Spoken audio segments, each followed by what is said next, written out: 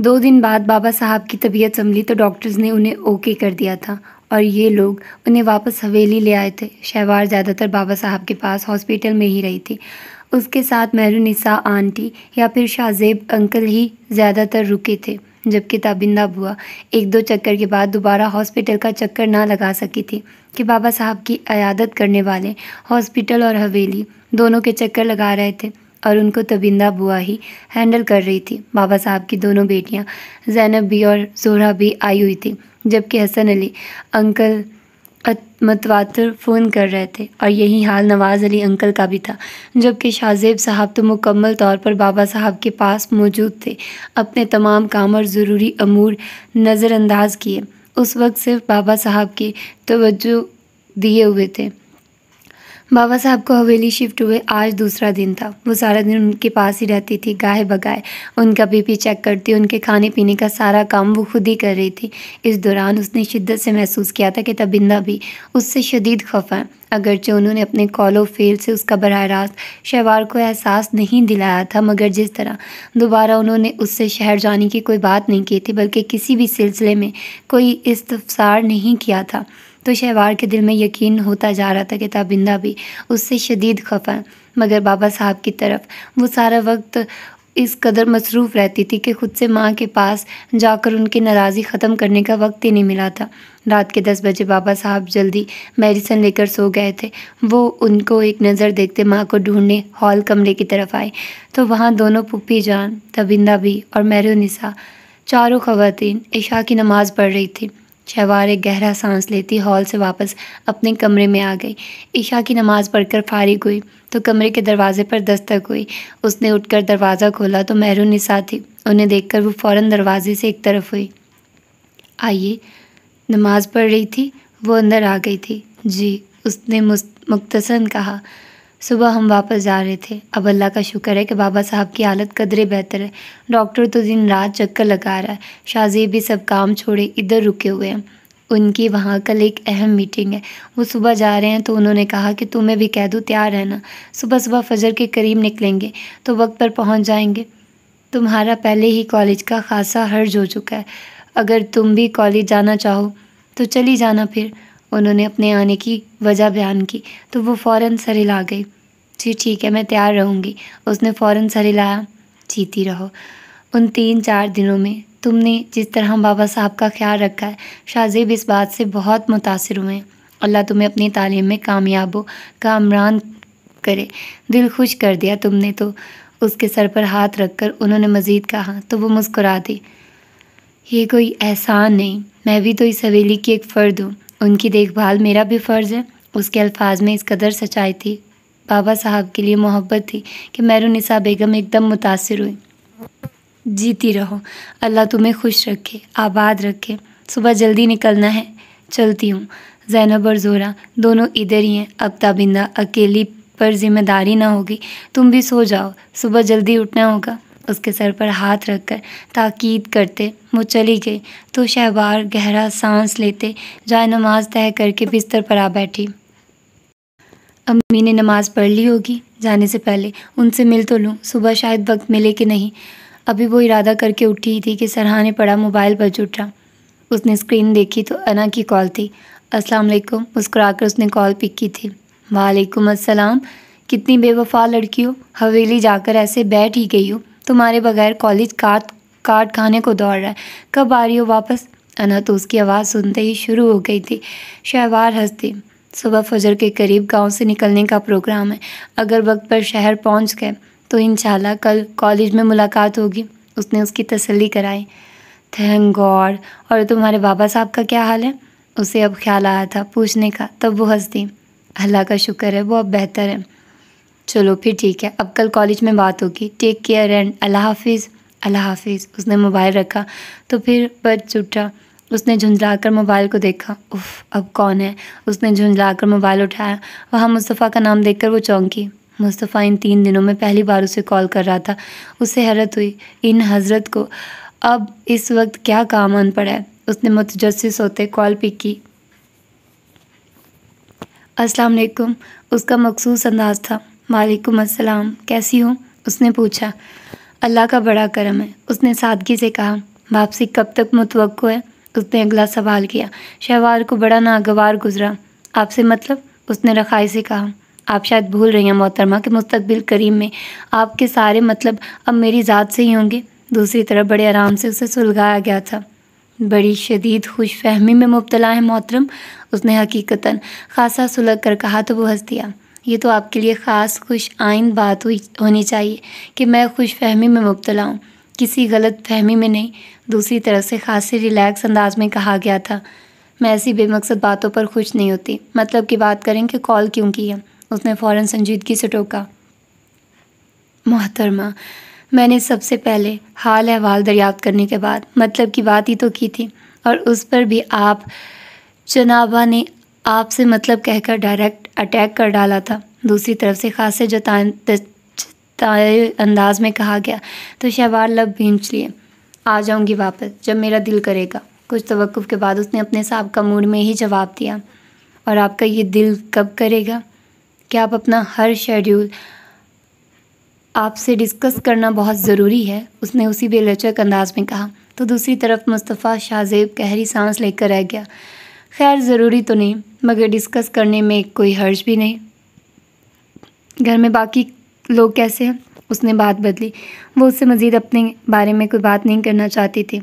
जब आपका दिल करेगा और आप आएंगे तब आकर खुद ही देख लीजिएगा। मुस्तफ़ा ने उसके बाद पलटने पर खासा बुरा मनाया था। बड़े फितरी अंदाज में शहवार के होंठों पर मुस्कुराहट उमड़ी थी। यानी ये शख्स उसकी बातों पर बुरा भी मान सकता है। अच्छा मशवरा है, अमल करने में कोई हर्ज भी नहीं। वो कौन सा लिहाज करने वाली थी? मुस्कुराहट दांतों तले दबाकर रोकते उसने उसे मज़ीद सुलगाया। उफ़, वो अच्छा खासा झुंझलाया। अभी मेरी माँ जी से बात हुई है। पापा जान और माँ जी दोनों का सुबह वापस आने का प्रोग्राम है। तुम्हारी पढ़ाई मुतासिर हो रही है। मेरे साथ आने में तुम्हें एतराज़ था, मगर उन दोनों के साथ आने में तुम्हें कोई परेशानी नहीं होनी चाहिए। मुस्तफ़ा के तीखे अल्फाज पर शहवार ने गहरा सांस लिया। अपनी स्टडी के बारे में मैं आपसे ज़्यादा कॉन्शियस हूँ, सो डोंट वरी। शहवार का अंदाज़ बड़ा धीमा था। दूसरी तरफ वो एक पल को चुप रह गया था। यानी उस लड़की से कुछ भी कहना सुनना फजूल था। Okay, as you wish, goodbye and अल्लाह हाफिज़। अगले पल वो मज़ीद एक भी लफ्ज़ कहे बगैर कॉल बंद कर गया। तो शहवार ने हैरत से मोबाइल को देखा। उसे मुस्तफ़ा की इतनी जल्दी कॉल बंद कर देने की उम्मीद ना थी। ज़हन लाशौरी तौर पर मुस्तफ़ा शाहज़ेब ही की तरफ होने लगा, तो वो सर को झटकते मोबाइल एक तरफ रखकर उठ खड़ी हुई।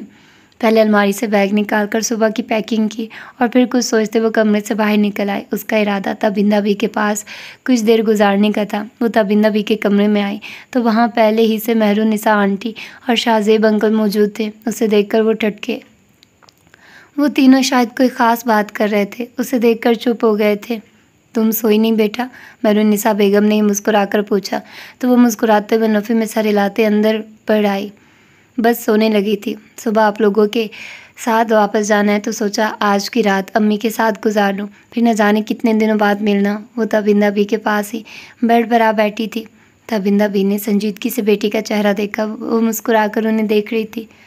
अच्छी बात है, चले हम भी चलते हैं, सुबह जल्दी निकलना है। अभी सोएंगे तो उठेंगे, मेहरुनिसा आंटी ने अंकल से कहा तो वो सर हिलाते अल्लाह हाफिज़ कहते वहाँ से निकल गए थे।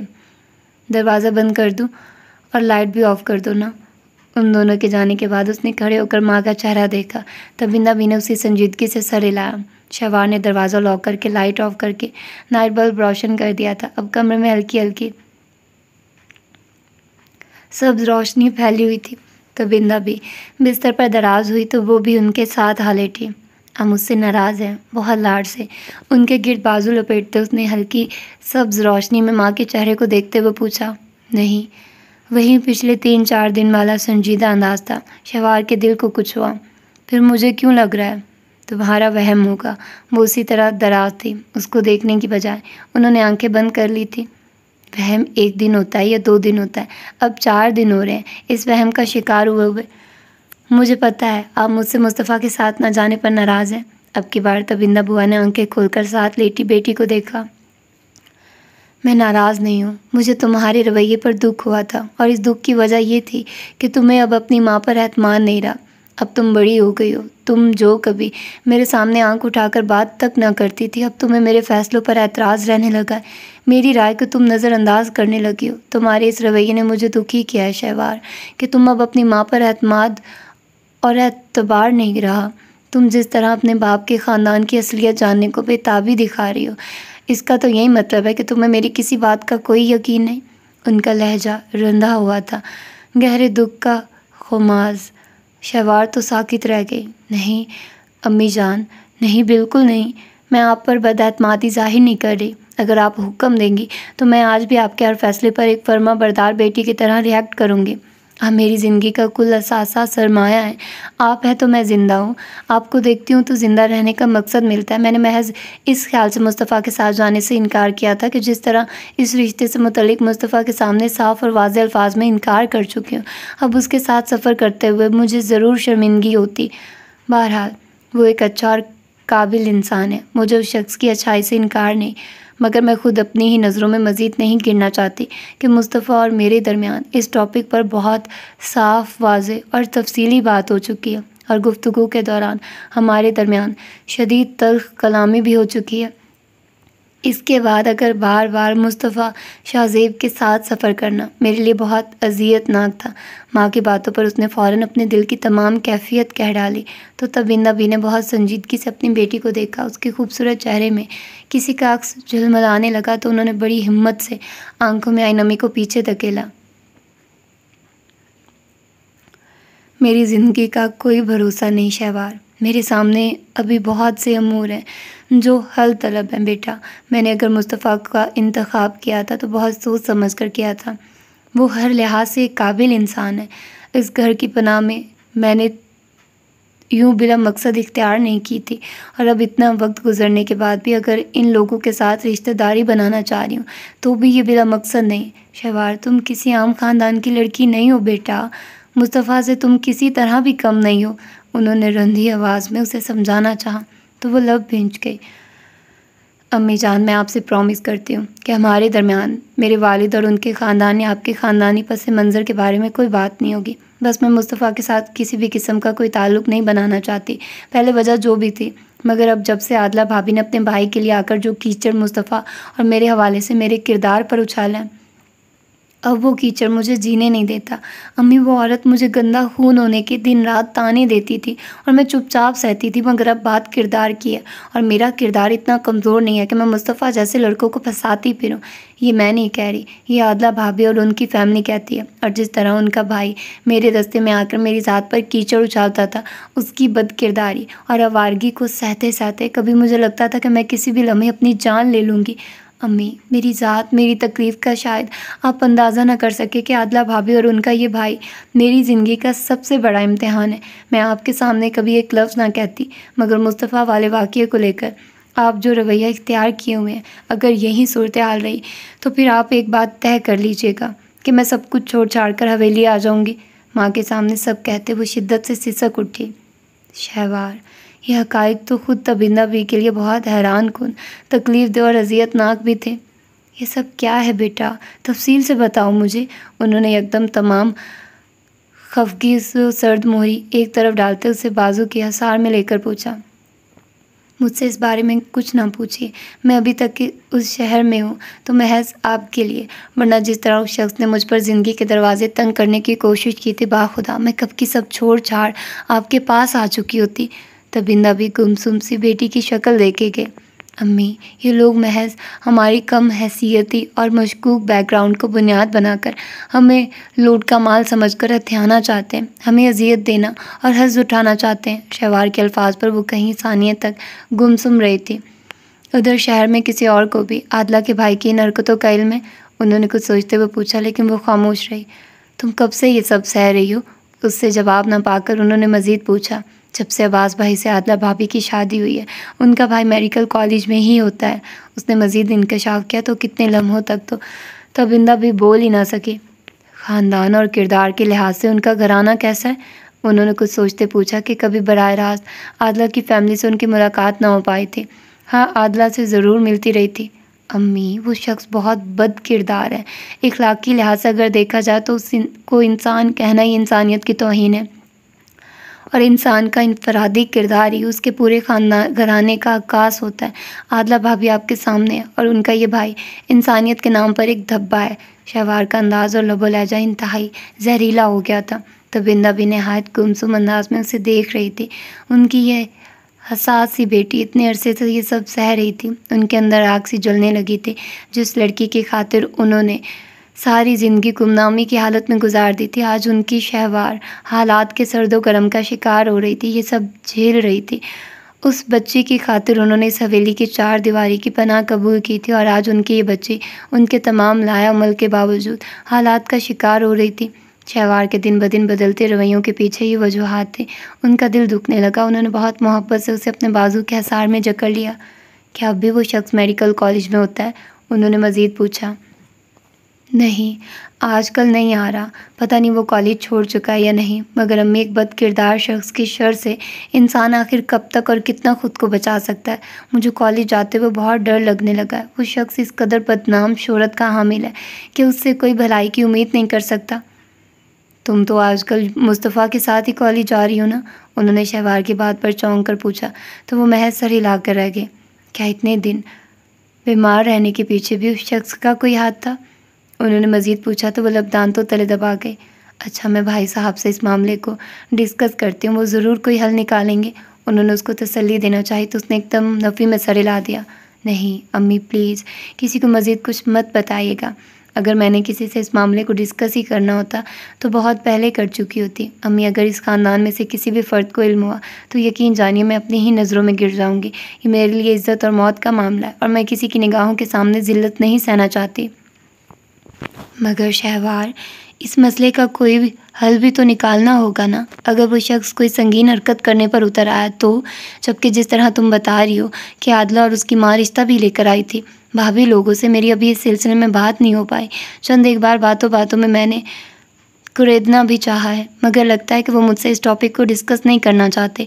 बहरहाल, अगर वो शख्स इस कदर बद किरदार और आवारा इंसान है तो उससे हर किस्म की हरकत की तवक्को की जा सकती है। ऐसे हालात में किसी मजबूत इंसान का हमारे साथ होना ज़रूर चाहिए कि कल कलां को वो लोग उस शख्स की किसी संगीन हरकत पर कोई एक्शन तो ज़रूर ले सकेंगे ना। मैंने मुस्तफ़ा से बात की थी, उसने निगाहें चुराते माँ को बताया था तो बिंदा भी उसे कहीं सानिए बेयकीनी से देखे गई। वाकई? कब की थी? कुछ संभल कर उन्होंने बगौर बेटी को देखा जो बदस्तूर निगाहें झुकाए हुए थे।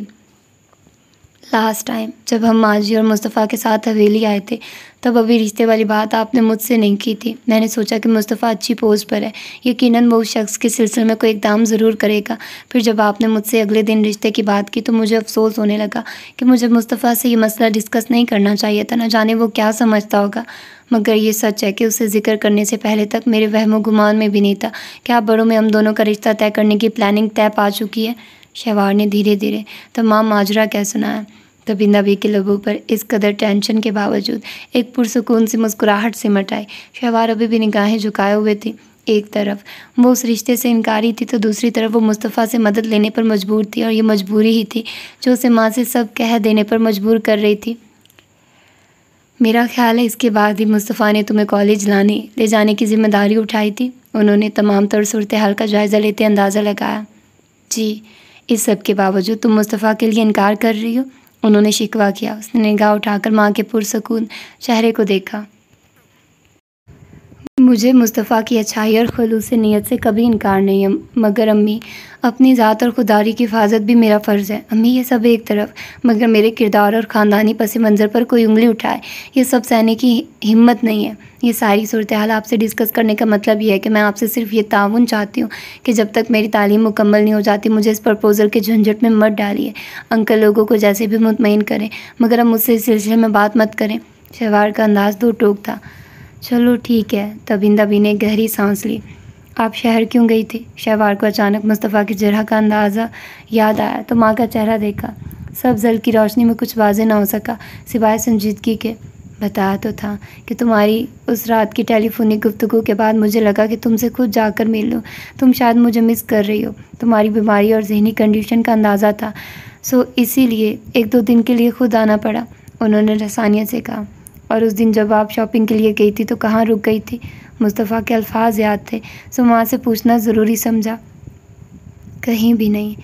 अरसे बाद शहर की गहमा-गहमी वाली ज़िंदगी का जायज़ा लिया तो कुछ पल के लिए बाहर की दुनिया में घूमने को दिल चाहा। बस इसी चक्कर में रास्ता भूल गई थी और फिर जब रिक्शा लिया तो उसका रिक्शा ख़राब हो गया। तभी नबी का अंदाज़ सादा और पूरा एतमाद था।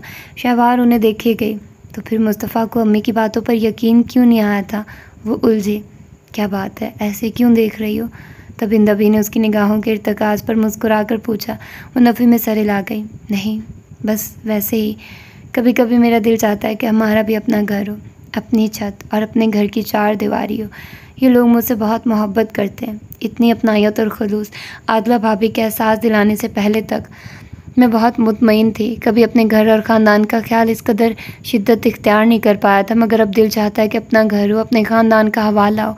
और जब से आदला भाभी का भाई अज़ाब बनकर सामने आया तो दिल शिद्दत से चाहने लगा है कि काश मेरा भी कोई भाई होता, कड़ियल जवान मजबूत भाई, जिसकी छाँव में हम दोनों को किसी आदला भाभी जैसी औरत की तानाज़नी ना सहना पड़ती।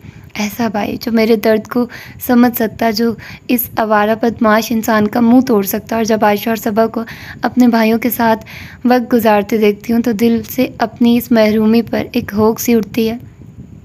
शहवार, बस करो बेटा, ये कैसी महरूमी वाली बातें कर रही हो आज? उसके लहजे में अजीब सा सोच था कि तब इंदा मी ने एकदम घबरा कर उसे टोक दिया था। ये तुम्हें अचानक ऐसे ख्यालात क्यों कर सूझने लगे हैं? वो हैरान थी, जबकि शहवार खामोश। अच्छा, अब एक लफ्ज़ भी नहीं कहना मज़ीद। सुबह तुमने जल्दी निकलना है, अब सोने की कोशिश करो। मुझे भी सारे दिन की मसरूफ़ियत से अब शदीद थकन हो रही है, तुम भी सो जाओ। उन्होंने संजीदगी से कहते उसे टोका तो वो दिल महसूस कर रहा है कि दिल और अनहोनी ख्वाहिशों पर भला कब इख्तियार होता है। काश वो माँ को बता सकती, उसके दिल में सिर्फ ये एक महरूमी ना थी, कहीं महरूमियाँ थी, मगर न जाने आज कैसे एक महरूमी का जिक्र ज़बान से निकल आया था। मगर अब ताबिंदा बी का अंदाज़ देख कर चुप हो गई थी। सो जाओ, परेशान नहीं होते, इंशाल्लाह अल्लाह बेहतर करेगा। मुस्तफ़ा एक अच्छा सुलझा और समझदार इंसान है। अगर उसके इल्म में उस शख्स की तमाम हरकतें हैं तो वो यकीनन कोई बेहतर कदम ही उठाएगा। बेफिक्र होकर मुस्तफ़ा पर भरोसा करो, वो इंशाल्लाह तमाम मामले को हल कर लेगा।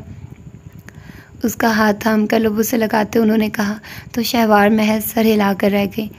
सो जाओ अब, उन्होंने उसे कहते खुद भी आंखें बंद कर ली थी। वो भी गहरा सांस लेकर आंखें मूंद गई। वो अना के कमरे से निकली तो अपने कमरे की तरफ जाते साथ वाले कमरे की लाइट देखकर ठटकी। ये अना को तो ना सोने की बीमारी है। ये वली भाई आज क्यों जाग रहे हैं? रात का 1 बज रहा था। वो अपने कमरे की तरफ जाने की बजाय वली के कमरे में चली आए। दरवाज़ा नीम हुआ था, उसने ज़रा सा धकेला तो खुलता चला गया। आप जाग रहे हैं? वलीद अपने बिस्तर पर टांगों पर लैपटॉप रखे मसरूफ़ था। उसे देखकर मुतवज्जे हुआ तो रुशानी ने मुस्कुरा कर पूछा। वो नीम दरवाजे के पास खड़ी थी। तुम्हें क्या लग रहा है, इस हालत में बैठा बैठा सो रहा हूँ क्या? वली ने मुस्कुराकर जवाबन कहा तो वो हंसती। बाय द वे, तुम क्यों जाग रही हो? वली ने लैपटॉप की तरफ दोबारा निगाह करते सवाल किया तो वो अंदर बढ़ आए। अना के साथ दिमाग खपा रही थी। क्यों, क्या हुआ अना को? एकदम चौंक कर बहन को देखा जो उसके पास ही बिस्तर पर बैठ गई थी। 3-4 दिन पहले तक अना से नाराज़ी थी, अब तो सूरत हाल नॉर्मल थी, फिर अब क्या हुआ? पता नहीं क्या प्रॉब्लम है उसके साथ, ना कुछ डिस्कस करती है और ना ही किसी को बोलने देती है। पुप्पो भी खासी परेशान हो रही हैं। 2-3 दिन पहले पुप्पो से उसने नींद ना आने और ट्रैंकुलाइज़र यूज़ करने की बात की थी। तब से वो शदीद परेशान है और बार बार मुझसे कह रही हैं कि मैं जो उसके नज़दीक हूँ पता करूँ कि उसे क्या परेशानी है, नींद क्यों नहीं आती उसे।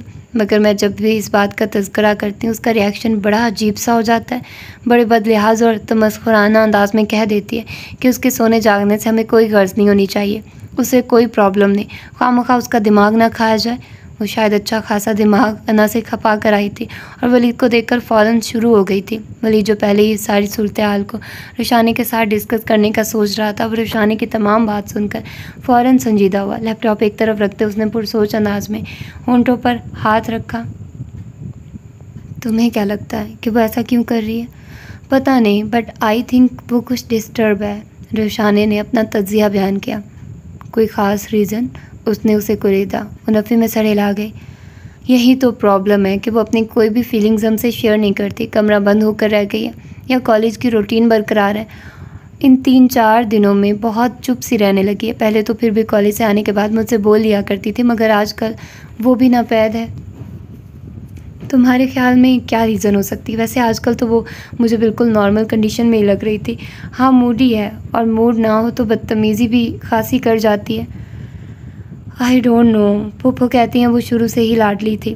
जब तक वो हमारे साथ बाहर रही थी ऐसी ही थी, मगर तब बचपन का दौर था, सो ज़्यादा फील नहीं हुआ। मगर पाकिस्तान आने के बाद शुरू में तो उसने हर पल हर लम्हे हम लोगों को मिस किया।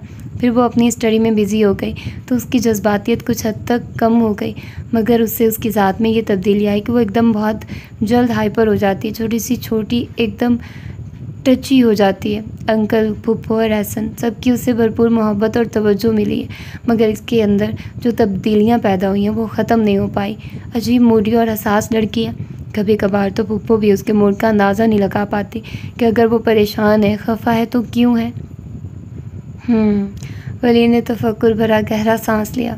आजकल उसके ख़राब मूड की कोई ख़ास वजह, जबकि वो तो खुद उससे अपने रवैये की बदसूरती पर एक्सक्यूज़ कर चुका था। फिर अब क्या वजह थी?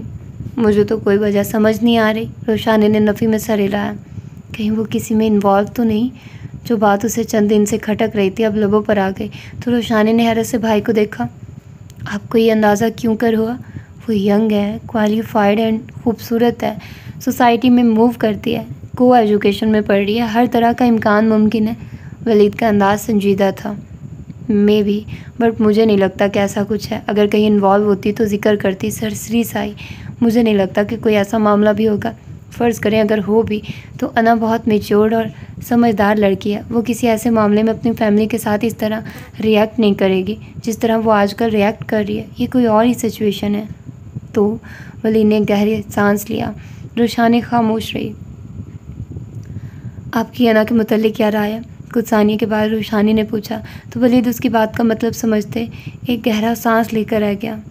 अभी इतनी जल्दी क्या है? अभी तो मैं इधर आया हूँ, अरसे बाद अपनों से मिल रहा हूँ। अब इतनी जल्दी कोई हतमी राय कायम करने से तो रहा। वैसे भी तुम्हारी शादी का सिलसिला चल रहा है, पहले ये तो इख्तिताम पजीर हो जाए। वलीद ने टालना चाहा। ये सिलसिला मेरी शादी के साथ मशरूत नहीं था, ये अलहदा फ़ैसला था जो पप्पू और बाबा के दरमियान तय पाया था। बाबा को बहुत जल्दी है, उनके दिल की ख्वाहिश है कि सब बेखबर नहीं है, मगर वो पप्पू की राय को अवलियत दे रहे हैं, आपको वक्त दे रहे हैं। रोशानी ने संजीदगी से भाई को कहा। क्या आना कोई सारे सिलसिले की खबर है? वली ने पूछा। आई थिंक नहीं। अगर उसे खबर होती तो वो ज़रूर कोई रिएक्शन शो करती, कम अज़ कम मुझसे डिस्कस तो ज़रूर करती। रोशानी का अंदाज़ पुरसोच था। आजकल अना का जो रवैया, मैं बहुत उलझ गया हूँ। कभी वो बहुत अपनी अपनी लगती है और कभी वो एकदम बिल्कुल रूड, अजनबी और पराई बन जाती है, और उसका रवैया आखिरी हद तक गुस्ताखाना और बदतमीज़ाना हो जाता है। वलीद का अंदाज़ ऐसा था कि रोशानी ने एकदम हंस दी। अब ऐसी भी बात नहीं है। 3 दिन पहले फजर की नमाज़ के बाद अना वॉक करने लॉन में गई थी, तभी आप भी वहीं आ निकले थे। उस वक्त अना जिस तरह आपके साथ खड़ी मुस्कुरा रही थी, मुझे नहीं लगता कि आपको उसे ऑब्ज़र्व करने में इतना वक्त लेना चाहिए। वैसे अना ने आपका दिया गया फूलों का गुलदस्ता मुझे दिखाया था। आपकी तरफ से फूल पाकर वो बहुत खुश लग रही थी, और फूल थे भी बहुत प्यारे। रोशानी एकदम बात को कहाँ से कहाँ ले गई थी। वली ने उसे घूरा। इस सारे किस्से में फूलों का क्या जिक्र भला? ये तो आपको ही पता होगा ना। मुझे वैसे आप पर खासी हैरत हुई थी। कहाँ लड़कियों के मामले में एकदम आदम बेजार रहने वाले वली भाई अब एकदम फूलों का गुलदस्ता पेश कर रहे थे, वो भी अना वकार अहमद साहिबा को। उसका अंदाज़ शरारत से भरपूर था। शट अप, रोशानी खिलखिला कर हंसती। वैसे अगर दिल में कोई फ़ैसला कर लिया तो बताने में कोई हर्ज नहीं। मैं बाबा और पप्पू तक आपकी राय पहुंचा सकती हूँ। वैसे सच कहूँ, बाबा की ख्वाहिश मेरी भी दिली ख्वाहिश है, मगर हम फिर भी आपको वक्त दे रहे हैं, आपके फ़ैसले के मुंतज़िर हैं। कोई फ़ैसला नहीं किया मैंने। मेरे पास इतना फालतू वक्त नहीं है कि बेकार में ज़ाया करता फिरूँ। भागो यहाँ से। वली ने उसकी शरारत पर उसे घूरते अपना लैपटॉप दोबारा उठाकर अपनी आंखों के सामने कर लिया था। उफ़, इसको तो एक तरफ हटा दें। आपके पास कौन सा वक्त होता है? यहाँ आते ही ऑफिस की भागदौड़ शुरू कर दी है। मैं तो आपसे तफसीली बात करने को तरस गई हूँ। आज अगर चांस मिला है तो इसको एक तरफ रखकर पहले मेरी बात सुन लें। अगर इसी तरह की बेसरूपा बातें करनी है तो सॉरी। वली ने साफ हरी झंडी लहराई। हाँ, जैसे सारे मुल्क की मशीनरी आपके अंडर ही तो काम कर रही है ना, रोशानी ने जल कर कहा तो वह हंस दिया। फिर भी बताइए ना, अना प्यारी है ना? उसके हंसने पर रोशानी को हौसला मिला तो उसने पूछा। मुझे तो वो बहुत प्यारी लगती है, मादाम मैं हुस्न सूरत की बजाय हुस्न सीरत का कायल हूँ। वली ने चिढ़ाया। हाँ ठीक है, फिर मैं बाबा से कहती हूँ कि कोई काली बदसूरत, आँख की अंधी, कान की बहरी और जिस्म की माजूर देख लेते हैं। वलीद के चिढ़ाने पर वो जल भुन गई थी। यार, अना वकार अहमद हमारी बहुत प्यारी और ख़ूबसूरत कज़न है जो हद से ज़्यादा हसास और कुछ हद तक मूडी भी है। बदतमीज़ी तो उसकी अलहदा सिफ़त है। मैच्योर, संजीदा मिजाज और सुलझी लड़की है, मगर इस सब के बावजूद मेरे नज़दीक वो मेरी फूफी ज़ाद है, एंड नथिंग मोर। यार, रुशानी के जल भुन जाने पर वली ने रसानिया से कहा तो रुशानी फ़ौरन बेताब हुई। जब आप उसकी इतनी क्वालिटीज़ के बारे में जान चुके हैं तो कोई हतमी फ़ैसला करने में क्या हर्ज है? वाकई कोई हर्ज नहीं, मगर मैं कभी कोई फ़ैसला नहीं करना चाहता। अभी मेरे करियर का आगाज़ है। मैं बाहर वहाँ की जॉब हर चीज़ छोड़ कर आया हूँ। अभी मुझे अपने आप को इस्टेब्लिश करना है, इसके बाद ज़िंदगी की बाकी तरजीहात होंगी। अब के वलीद ने संजीदगी के साथ अपना मौक़िफ़ वाज़े किया। ये सब तो चलता रहता है ना, बाज़ फ़ैसले वक्त पर ही जचते हैं और वक्त गुज़र जाए तो सिर्फ पछतावे बाकी रहते हैं।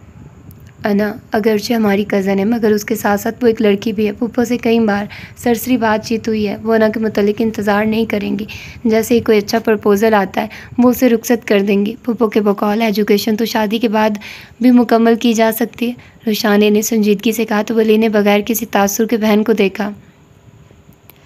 तुम खामखा उलझ रही हो, जो भी होगा देख लेंगे। ज़ाहिर है पुप्पो माँ है और हर कोई अपनी बेटी के लिए अच्छा सोचता रहेगी। प्रपोज़ल वाली बात, अभी कोई अच्छा प्रपोज़ल मंजरे आम पर आया नहीं, जब आएगा तो देखेंगे। उसके अंदाज बेपरवाह था। इसीलिए तो कह रही हूँ कि क्या पता कब क्या मामले तय पा जाए, तो क्या बेहतर नहीं कि वक्त पर बेहतर फ़ैसला कर लें। अब तक तो फ़ैसला हो जाना चाहिए था कि हम बहरहाल बाहर से एक फ़ैसला तय करके ही पाकिस्तान आए थे। रुशाने का अंदाज़ खासा संजीदा था। वली ने उसे बगौर देखा।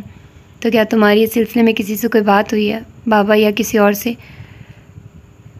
बाबा से तो तकरीबन हर दूसरे तीसरे दिन ये मौजू ज़ेरे बहस रहता है, मगर आजकल अना के रवैये की वजह से जिस तरह पुप्पो परेशान है, तो मुझे लग रहा है कि वो अब संजीदगी के साथ अना के लिए कोई अच्छा प्रपोज़ल देखने का सोच रही हैं। रुशाने ने बताया। ओह आई सी। भाई प्लीज़ इस मामले को संजीदगी से लें। रुशानी उस सिलसिले में खासी बेताब थी। वो चाहती थी कि जल्द ही जल्द कोई हतमी फ़ैसला हो जाए। अच्छा देखेंगे, तुम क्यों परेशान हो रही हो? वली ने उसे टालना चाहा। रुशानी ने फ़ौरन बुरा माना। अच्छा बताइए कि वो कौन सी चीज़ है जो आपको हतमी फ़ैसला करने से मना कर रही है? रुशानी भाई के मिजाज के रंगों से आशना थी, सो उसके यूँ टालने पर बुरा मानकर कहा, देखो रुशानी, ये ज़िंदगी महज 1-2 घंटों का प्ले नहीं कि मैं एकदम फ़ैसला कर लूँ। बाहर की लाइफ जैसी भी गुजारी, मगर बाबा की तरबियत हमारे हम कदम रही और शायद यही वजह थी कि कहीं इधर उधर तांका झांकी की नौबत ही ना आए। और फिर सबसे बढ़कर बाबा जान की ये नसीहत मुझे याद रही कि यहाँ जितनी भी आज़ादाना ज़िंदगी गुजार लो, मगर लाइफ पार्टनर का फ़ैसला उनकी पसंद का होगा। और ये नसीहत हर लम्हे याद रखी। हाँ, अना के मुतालिक बाबा ने एक ऑप्शन दिया था और कहा था कि अगर मैं बेहतर समझूँ तो वो पाकिस्तान जाकर बात फाइनल कर सकते हैं। और पाकिस्तान आकर अना को देखकर अच्छा भी लगा, मगर जैसे जैसे उसके साथ वक्त गुजारने का मौका मिला तो उसकी शख्सियत की बहुत सी बातें सामने आई। ठीक है वो मैच्योर है, मगर मैंने जिस तरह की लाइफ गुजारी है तो मेरा लाइफ पार्टनर के मुतालिक इमेज कुछ और था। और फिर कई बार जब अना को बेहद डिस्टर्ब देखा तो जहन में कई बार ख्याल आया कि कहीं ये लड़की कहीं और इन्वॉल्व तो नहीं और हम अनजाने में उसके साथ ज़्यादती ना कर बैठे। मगर ये एक पॉइंट है जिस पर आकर मैं डबल माइंडेड हो जाता हूँ। वली ने कुछ तवक्कुफ़ किया तो रुशानी चौंकी, मगर कहा कुछ नहीं। कहीं बार जी चाहा बराह रास्त अना से बात करो, मगर न जाने वो किस तरह रिएक्ट करे। मैंने उससे उसका प्रॉब्लम जानने की कोशिश भी की, मगर चंद बार तो वो मुझे साफ टाल गई। और लास्ट टाइम उसका रवैया मेरे साथ इस कदर रूड और बदतमीज़ाना था कि मेरा दिमाग बिल्कुल घूम गया और ऐसे में अचानक लाशऊरी तौर पर मेरा हाथ उस पर उठ गया था और बाद में मुझे शदीद शर्मिंदगी और नदामत ने आ घेरा। वलीन ने खुल कर बताया। क्या? रुशाने जो बहुत तवज्जो से सुन रही थी भाई के आखिरी अल्फाज पर शशदा रह गई। मेरे रवैये का नतीजा अगले दिन अना की ख़राब तबीयत की सूरत में सामने था और मैं अपनी जज्बाती कैफियत पर बहुत गिल्टी फील कर रहा था। वली ने संजीदगी से मज़ीद बताया। ओह, अना के बुखार की असल वजह ये थी। रुशानी के लिए ये इंकशाफ था। उफ़, ये तो अना के साथ आपने बहुत ज़्यादती की और अना भी कितनी गुमसुम हो गई थी। Oh very bad situation. उसका क्या रिएक्शन था अना का? रुशाने ने भाई का चेहरा देखा। उसके बाद मैंने अना से माजरत कर ली थी, मगर जब उसके मूड की वजह जानना चाहे तो वो फिर टाल गई और इसी बात पर आकर मैं ठटक जाता हूँ और लगता है कि कहीं कोई है जो अना के रास्ते में है और इसी पॉइंट पर आकर मैं फ़ैसला नहीं कर पाता। बहरहाल वो फूलों का गुलदस्ता देने का भी यही मकसद था कि मैं अना से अपने रवैये का अजाला करना चाहता था। और अना को फूल देने के बाद मुझे महसूस हुआ था कि अना मेरे इस अमल से बहुत खुश हुई है। उसके चेहरे के वो तासुरात, खुशी का वो अनोखापन मैं चाहते हुए भी भुला नहीं पा रहा। दोनों बहन भाई आपस में बहुत फ्रैंक थे। वली ने बहन के सामने सारी सूरत-ए-हाल वाज़ेह कर डाली थी, अपनी तमाम फीलिंग समेत। ओह आई सी, रुशाने के लिए ये सारी तफसील खासी दिलचस्प थी। इसका मतलब है कि आपके दिल में अना के लिए अच्छी खासी गुंजाइश मौजूद है। वलीद के आखिरी अल्फाज पर रुशाने ने एकदम गिरफ्त मजबूत की थी। वलीद हंस दिया। खैर, अब मैंने ऐसा भी कुछ नहीं कहा। कुछ फीलिंग्स वक्ती भी होती हैं और यही फीलिंग्स बाज़ औक़ात दिल में हमेशा के लिए घर भी कर जाती हैं। और आप तस्लीम भी कर चुके हैं कि आप अना के चेहरे का वो तासुर, खुशी का वो ख़ास एहसास चाहकर भी नहीं भुला पा रहे। रुशाने ने फ़ौरन भाई के अल्फाज पर गिरफ्त सख्त की तो उसने उसे घूरा। अपनी ये वकालत की महारत मुझ पर आजमाने का कोई फ़ायदा नहीं। मैं खासा प्रैक्टिकल और लॉजिकल अप्रोच का हामिल इंसान हूँ। छोटी मोटी फीलिंग्स इतनी जल्दी मुझ पर असरअंदाज नहीं होती। रुशान ने जवाबन खिलखिला कर हंस दी। इसको कहते हैं कि चोर की दाढ़ी में तिनका। वैसे मैं भी सोच रही थी कि अना के रूम के इतने चक्कर मौसूफ क्यों लगा रहे हैं। वो अब भाई को छेड़ रही थी। वैसे अना को थप्पड़ मारकर उसके साथ बहुत बड़ी ज़्यादती की है आपने, उसने कहा। शट अप, वली ने प्यार भरी खफगी से बहन को टोका। जो भी हुआ एकदम अचानक हुआ था और मैं खुद भी शर्मिंदा हूँ। वैसे जिस पॉइंट का जिक्र आप कर रहे हैं उसका रुख थोड़ा सा चेंज करने में कोई हर्ज नहीं।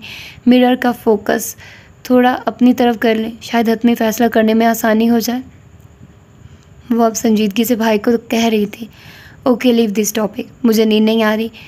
तुम्हें नींद नहीं आ रही है? आज व्रत जगह का इरादा है। वली ने बात ख़त्म करना चाहिए तो वो गहरा सांस लेकर रह गई। ओके, आपने सुबह ऑफिस भी जाना, आपका खासा वक्त ले लिया। सच्ची आज आपसे बात करके दिलो दिमाग की में मौजूद इस कशमकश को एक फ़ैसला कुन मोड़ मिला है। इंशाल्लाह मुझे यकीन है कि अगर चंद बार मज़ीद आपके साथ डिस्कशन किया तो ये फ़ैसला बहुत जल्द हो जाएगा। बिस्तर से उठते उसने भाई को छेड़ा तो वो हंस दिया। इसका मतलब है कि तुम मज़ीद भी मेरा दिमाग खाने आओगी? तो सही कर ले, दिमाग खाने नहीं बल्कि दुरुस्त फ़ैसला करवाने। आप मुझे अपना कानूनी और मशावरती मशीर क्या समझ लें। वो कहाँ बाज आने वाली थी। हंसकर भाई को कहा, हाँ, तुम्हारी सारी वकालत तो मुझ पर ही आजमाई जाएगी। वली ने मसनूही बेचारगी से छेड़ा। ऑफ कोर्स, आप ठहरे लॉजिकल अप्रोच के हामिल इंसान और लॉजिक को मशावरती मशीरी अपनी मशावरती ज़रबों से हतमी और फ़ैसला कुन अप्रोच में बदलता है। वलीद उसकी बर्जस्तगी पर एकदम हंस दिया। तुम्हारी लॉजिक काना दलीलों से साबित होता है कि तुम मुस्तकबिल की बहुत अच्छी वकील साबित होगी। ओके, आइंदा तुम्हारे मशावरती मशवरों से इस्तिफ़ादा करने में कोई मज़ाहिका भी नहीं। मगर इस वक्त सख्त नींद आ रही है। ये प्रोग्राम किसी और वक्त के लिए उठा रखने की जुर्रत कर सकते हैं क्या मादाम? ओके माय लॉर्ड, आप नींद एंजॉय करें। शब बखैर एंड अल्लाह हाफिज़। वो फ़ौरन वलीद की बात मानकर दरवाजे की तरफ बढ़ी थी। अल्लाह हाफिज़। वलीद उसे मुस्कुराते निगाहों से बाहर जाते देखे रहा।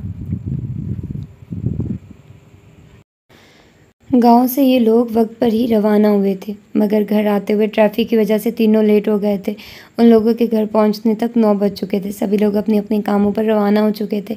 घर आते ही शाहजेब साहब और शहवार दोनों तैयार हुए थे। शाहजेब साहब शहवार को कॉलेज उतारने के बाद खुद ड्राइवर के साथ अपने ऑफिस आ गए थे। आज शाहजेब साहब 4 दिन बाद ऑफिस के काम देख रहे थे, सो 11 बजे तक वो खासे मसरूफ़ रहे थे।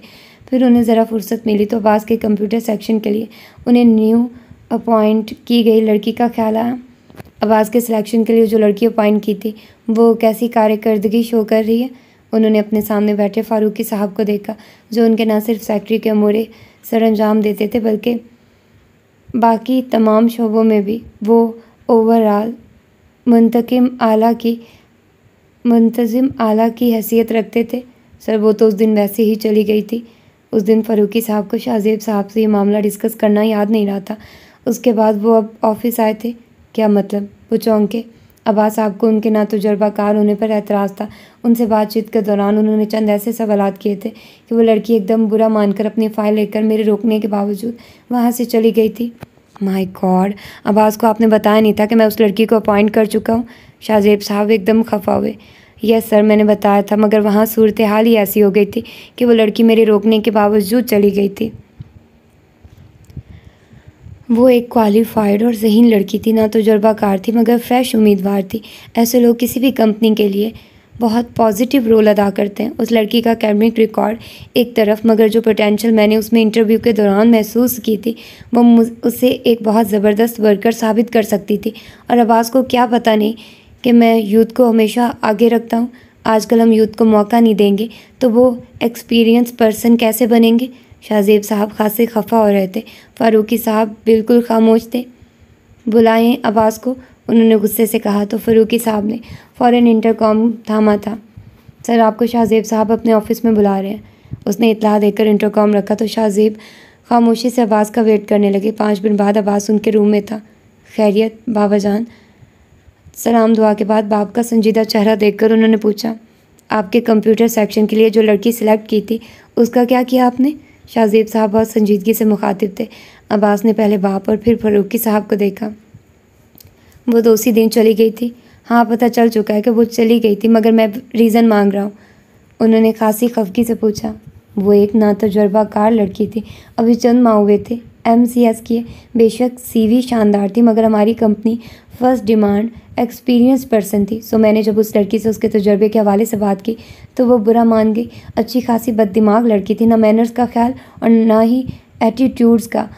फ़ारूकी साहब से CV फाइल छीनी और मैं उसके रोकने के बावजूद चली गई। ये मुझे भी पता था कि वो नातजुर्बाकार लड़की है।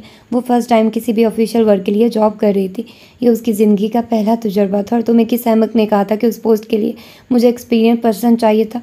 उस लड़की की टाइपिंग स्पीड अच्छी खासी थी। मैंने 5 मिनट उसे दिए थे प्रैक्टिकल वर्क के लिए और उसने उन 5 मिनट में मेरी तवक्को से बढ़कर रिजल्ट दिया था। वो बेशक नातजुर्बाकार थी, मगर उसके अंदर क्वालिटी थी काम करने की। चंद एक दिन अगर उसे ट्रेनिंग मिल जाती तो वो बहुत जल्द हमारी डिमांड के मुताबिक काम करने लगती। हद होती है बास, तुम्हें कम अज़ कम मुझसे मशवरा तो कर लेना चाहिए था। और रही बात मैनर्स और एटीट्यूड की, तो उस लड़की का जॉब का पहला मौका था। बहुत से लोगों का ऐसा रवैया होता है कि वो फ़ौरन किसी भी छोटी सी बात पर फ़ौरन बुरा मान लेते हैं, मगर उनको अपने लेवल पर हमें खुद ही चलाना पड़ता है। वो कोई कम फहम ना समझ बच्ची ना थी कि हमें परेशानी उठाना पड़ती। वो बहुत जल्द सीख जाने वाली लड़की थी। शाहजेब साहब का अंदाज़ बड़ा बरहम और नाराज़ी लिए हुए था। ओके, मैं मान लेता हूँ, मगर बात तो फिर वही होगी ना कि ऐसे लोगों को पहले सब कुछ सिखाएं और फिर काम करवाएं। बाप के नाराज़ लहजे पर उसने भी संजीदगी से कहा, अब तो जैसे तुम्हारे सारे काम हो रहे हैं ना, कम अक्ली की भी हद होती है। इन 3-4 दिनों में ही उस बच्ची की अच्छी खासी ट्रेनिंग हो चुकी होनी थी। उन्होंने बेटे के अल्फाज पर खासी नाराज़ी से कहा। फ़ारूकी साहब के सामने ऐसी गोशुमाली अब्बास के चेहरे का रंग बदला था। फ़ारूकी साहब, आपके पास उस बच्ची का कोई कॉन्टैक्ट नंबर तो होगा ना? नहीं, वो जाते वक्त अपनी CV साथ ले गई थी। फ़ारूकी साहब ने सहूलत से कहा। ओफो, किसी रेफरेंस से आई थी या खुद ही बाकी उम्मीदवारों की तरह आई थी? उन्होंने फिर से पूछा। वो सजाद साहब के सेक्शन की मिस हादिया के रेफरेंस से आई थी। इसका मतलब है कि मिस हादिया के पास उस बच्ची का कोई कॉन्टैक्ट नंबर होगा। ऐसा करें, मिस हादिया को बुलवाइए। उन्होंने आवाज़ को मज़ीद कुछ भी कहने के बजाय फ़ारूकी साहब से बात की। जी सर। फ़ारूकी साहब ने इंटरकॉम उठाकर मुतलका सेक्शन पर राब्ता किया। मिस हादिया, आपके पास उस दिन जो लड़की अब्बास साहब के कंप्यूटर सेक्शन के लिए आई थी, उनका कोई कॉन्टैक्ट नंबर है? फ़ारूकी साहब भी हादिया से बात कर रहे थे, बाकी दोनों बस देख रहे थे। ओके, आप वो कॉन्टैक्ट नंबर लेकर शाहजेब साहब के ऑफ़िस में आ जाइए। Hurry up. अस्सलाम वालेकुम सर। 2-3 मिनट बाद वो शाहजेब साहब के ऑफ़िस में थी। वालेकुम अस्सलाम, आइए बैठिए, शाहजेब साहब ने कहा तो वो सामने रखी कुर्सियों में से एक पर बैठ गई। हादिया ने अपने सेल में से नंबर निकालकर फ़ारूकी साहब को सेल थमा दिया। आप ऐसा करें, अभी इस नंबर को नोट करें और इस बच्ची को कॉल करें। मैं खुद इससे बात करता हूँ। अब रोज़ रोज़ मैं नए नए इश्तिहारात देता फिरूँ और बेकार में लोगों का इंटरव्यू करते, लोगों के साथ साथ अपना भी वक्त ज़ाया करता फिरूँ। मुझे अपने इंतखाब पर पूरा भरोसा है। आप अभी कॉल करें, मैं देखता हूँ वो क्या कहती हैं। शाहजेब साहब ने कहा तो फ़ारूकी साहब ने फ़ौरन सर हिलाते टेबल पर रखे टेलीफोन के कहीं सेट में से एक अपनी तरफ खिसका लिया। अब हादिया के सेल से नंबर देखते टेलीफोन से डायल कर रहे थे। अस्सलाम वालेकुम। दूसरी तरफ से राब्ता हो चुका था। वालेकुम अस्सलाम जी, मिस राबिया से बात हो सकती है? उन्होंने पूछा। जी बात कर रही हूँ, आप कौन? दूसरी तरफ से कहा गया। मैडम, मैं अली एंटरप्राइजेज़ से बात कर रहा हूँ। पिछले दिनों आपकी सिलेक्शन हमारी कंपनी में हुई थी। फ़ारूकी साहब ने हवाला दिया तो दूसरी तरफ वो लड़की फ़ौरन बुरा फ़रोख्ता हुई। मैं उस सिलेक्शन पर लात मार कर आई थी और उस खड़ूस इंसान को साफ जता कर आई थी कि मैं कोई गई गुजरी लड़की नहीं हूँ। और अब क्या मुसीबत आ पड़ी जो राब्ता किया जा रहा है? लड़की बगैर किसी लिहाज मुरवत के बोली थी, गोया कोई एकदम तोप दाग देता है। फ़ारूकी साहब ने एकदम खफत का शिकार होते रिसीवर कान से हटाया। अब्बास साहब वाकई गलत ना थे, उस लड़की को वाकई मैनर्स नहीं थे। ये कंपनी के ऑनर शाहजेब साहब आपसे बात करना चाहते हैं। उन्होंने फ़ौरन अपनी जान छुड़ाई। अब शाहजेब साहब बात कर रहे थे। अस्सलाम वालेकुम, कैसी हैं बेटा आप? वो अपने मखसूस अंदाज में मुखातिब थे। मैं ठीक हूँ सर। अब के दूसरी तरफ मौजूद राबिया शाहजेब साहब के अंदाज पर कुछ उलझकर धीमी हुई थी। बात यह है बेटा कि मैं पिछले दिनों बिज़ी रहा। आपकी तो सिलेक्शन हो गई थी, फिर ऑफिस क्यों नहीं आ रही?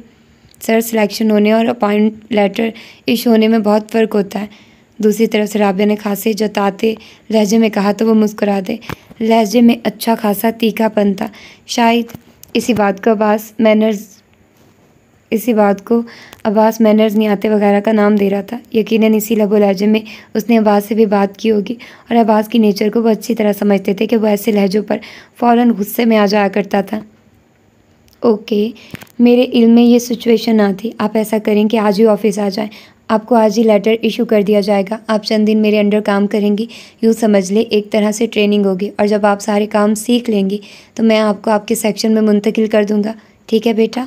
उसे बोलने का मौका दिए बगैर उन्होंने अपनी बात कही। तो दूसरी तरफ राबिया खामोश हो गई थी। मगर सर, मुझे तो कोई तजुर्बा नहीं और जिनके ऑफ़िस के लिए मेरी सिलेक्शन हुई है उनको एतराज़ ही मेरे नातजुर्बाकार होने पर था। कुछ तवक्कुफ़ के बाद राबिया ने कहा तो वो मुस्कुरा दिए। देखिए बेटा, शुरू में तो किसी को भी तजुर्बा नहीं होता। हर इंसान कहीं ना कहीं काम का आगाज़ करके ही तजुर्बा हासिल करता है। आप फ्रेश और एनर्जेटिक खातून हैं। आप में अभी काम करने की लगन और विल पावर है और मैं फ्रेश लोगों को बहुत अहमियत देता हूँ। फिर उम्मीद करूँ कि आप आज ही ऑफिस हाजिर हो रही हैं। ओके सर, मैं आती हूँ।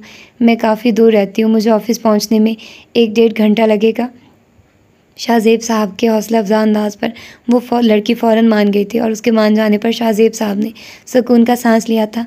ओके, हम वेट करेंगे। उन्होंने कॉल डिस्कनेक्ट कर दी। फ़ारूकी साहब, आप उस बच्चे का अपॉइंटमेंट लेटर भी टाइप करवाएं और जैसे ही वो बच्ची ऑफिस पहुंचे मेरे पास ले आइएगा। उनके अल्फाज पर अब्बास के मुंह का जायका कड़वा हो गया था। जी सर। फ़ारूकी साहब फ़ौरन उठ गए थे। उनके साथ उन्होंने हादिया को भी जाने का कहा तो अब्बास और वो ऑफिस में रह गए थे। उस लड़की से बात करके मुझे अंदाज़ा हुआ है कि उसका बिहेवियर गुज़श्ता मुलाकात में तुम्हारे साथ कैसा रहा होगा। मगर बेटा जी, यही तो बिज़नेस का काम है। यहाँ बहुत कुछ बर्दाश्त करना पड़ता है और वो लड़की हमारे ऑफिस की एक मामूली वर्कर होगी, सो आप फील मत करें। रह गई बात तजुर्बे की, तो जब तक वो ट्रेन नहीं हो जाती मेरे अंडर काम करेगी। अब्बास के चेहरे की ज़ावियों से उन्होंने अंदाज़ा लगा लिया था कि उसे उनका उस लड़की से रब्ता करना अच्छा नहीं लगा। उसे मुस्कुराकर उन्होंने रिलैक्स करना चाहा तो वो धीरे से मुस्कुरा दिया, जैसे अपने जज्बात पर काबू पाना चाह रहा हो। नहीं, मैं फ़ील नहीं करता, ये सब बिज़नेस का हिस्सा है। खैर, अब वो आ रही हैं तो मुझे उसे बर्दाश्त भी करना होगा, मगर मेरा टेम्परामेंट आप जितना मजबूत नहीं है। फिर भी कोशिश करूँगा कि नेक्स्ट टाइम आपको शिकायत का मौका ना मिले। वो अच्छी तरह समझ गया था कि वो लड़की पहली ही मुलाकात में उसके वालिद साहब को शदीद मुतासिर कर गई है। अब वो कुछ भी उसके ख़िलाफ़ बोलता तो बाबा जान को शिकायत का मौका फ़राहम करने वाला हाल था। सो उसने फ़ौरन हार मान ली थी और शाहजेब उसकी बात पर मुस्कुरा दिए थे। शहवार को सुबह शाहजेब साहब कॉलेज छोड़ गए थे। सारा दिन उसका कॉलेज में बहुत मसरूफ़ गुजरा था। पहले बीमारी की वजह से और अब बाबा साहब की वजह से उसने जो छुट्टियां की थी उसका अच्छा खासा हर्ज हो चुका था। वापसी पर अना का प्रोग्राम रुशानी के साथ शॉपिंग के लिए जाने का था। कॉलेज ऑफ होते ही रुशानी अना को पिक करने आ गई थी। रुशानी के साथ शहवार की ये दूसरी मुलाकात थी। दोनों एक दूसरे से मिलकर बहुत खुश हुई थी। शहवार का ड्राइवर लेट था। उसने कॉल करके पता करना चाहा तो अना ने मना कर दिया। उनके कहने पर वो उनके साथ ही उनकी गाड़ी में सवार हो गई थी। अना और शहवार ने पहले उसे ड्रॉप करना चाहा, फिर शॉपिंग के लिए जाना था। घर तक का सारा वक्त रुशानी के साथ शहवार का मुख्तलिफ बातों में ही गुजर गया था। पहली मुलाकात उसकी बुखार की हालत में हुई थी, मगर अब यूँ नॉर्मल हालत में रुशानी से मिलकर शहवार को बहुत अच्छा लग रहा था। एक अनजानी सी अपनायत भरे एहसास ने शहवार को फिर से अपने हसार में ले लिया था। वो सारा रास्ता अना की बजाय रोशी के साथ ही बिज़ी रही थी। मुख्तलिफ बातें, पाकिस्तान की, स्टडी की, शादी की तैयारियों और भी कई तरह की बातें होती रही। घर आया तो शहवार ने उतरने से पहले दोनों को पुरजोर इसरार से अंदर आने की दावत दी। इस तरह अच्छा नहीं लगता, यूँ दरवाजे तक आकर चले जाना। माँ जी को इल्म हुआ तो वो बहुत खफा होंगी। उसकी दावत पर इनकार कर दिया गया। भाई, हम कोई बाकायदा प्लानिंग के साथ तो इधर आए नहीं, प्रॉमिस रहा। फिर किसी दिन बाकायदा चक्कर लगाएंगे, अब तो शॉपिंग के लिए जाना है। अना ने फिर मना कर दिया। माँ जी बहुत खफ़ा होंगी मुझ पर। उसने दूसरा हरबा इस्तेमाल किया तो वो दोनों हंस दी। कोई बात नहीं, हमारी तरफ से माजरत कर लेना, तुम्हारे सामने ही तो है। पहले मामा के बुटीक जाएंगे, वहाँ से उन्हें साथ लेंगे, फिर कहीं और चक्कर लगाएंगे। 3 तो हमें बच गए हैं। अन्ना ने फिर सहूलत से मना कर दिया। ओके, मगर नेक्स्ट टाइम कोई रिलीफ नहीं दूंगी। मोहतरमा, आप भूल रही हैं कि हम आपके यहाँ पहले भी चक्कर लगा चुके हैं। अब तुम्हारी बारी है। रुशानी दोनों दोस्तों के दरमियान बैठी मुस्कुरा रही थी। रुशानी की शादी पर ज़रूर आऊँगी। चलो ठीक है, कार्ड देने आऊँगी, फिर बैठेंगे, अभी ज़िद मत करो। Okay ma'am. वैसे रुशानी, आपसे ये दूसरी मुलाकात है, मगर आपको देखकर, आपसे मिलकर एक रूहानी खुशी हासिल हुई है। शुक्रिया। शहवार की इस कदर मोहब्बत पर रुशानी ने उसके दोनों हाथ दबाए थे। वो उन दोनों को अल्लाह हाफिज़ कहते अंदर चली आए तो लाउंज में माजी समेत लाइबा, भाभी, सबा और आयशा तीनों मौजूद थी। वो अंदर जाने के बजाय पहले अपने कमरे में गई थी। चेंज करके मुँह हाथ धोकर वो लाउंज में चली आई। अस्सलाम वालेकुम। अंदर दाखिल होते उसने सलाम किया था। वालेकुम अस्सलाम। तुम किसके साथ आई हो? ड्राइवर तो घर पर ही है। मरुनिसा बेगम उसे देखते ही पूछने लगी थी। अन्ना और रुशानी को शॉपिंग के लिए जाते हुए इधर से गुजरना था, वहीं ड्रॉप करके गई हैं। माँ जी के पास बैठते उसने जवाब दिया। अच्छा, उनको अंदर क्यों नहीं बुलवाया? माँ जी ने फ़ौरन कहा। मैंने तो बहुत इसरार किया, मगर दोनों मानी ही नहीं। कह रही थी कि वो लेट हो जाएंगी, फिर कभी सही। खाने में क्या है? बहुत भूख लगी है। सुबह भी भाग दौड़ में कुछ नहीं खाया। कॉलेज में भी सारा दिन इतनी भाग दौड़ में मसरूफ़ गुजरा है कि कुछ खाया पिया ही नहीं गया। किचन में जाने से पहले उसने लाइबा भाभी को देखा। कुछ ख़ास नहीं बनाया, बस सुबह का जो कुछ भी था अभी खा पी कर फारिग हुए हैं। रात डिनर बाहर करने का प्रोग्राम है। अगर ज़्यादा भूख लगी है तो मैं कुछ बना देती हूँ। भाभी ने मुस्कुराकर शेड्यूल बताते उठना चाहा तो उसने मना कर दिया। रहने दे, फ्रिज में कुछ ना कुछ फ्रीज़ होगा ही, मैं खुद ले लेती हूँ। वैसे ये रात डिनर किस खुशी में है, और जब सब जा रहे हैं क्या? उसके सवाल पर तीनों खिलखिलाकर हंसती थी। शहवार ने ताज्जुब से सबको देखा और फिर माँ जी को। उनके लबों पर भी धीमी सी मुस्कुराहट थी।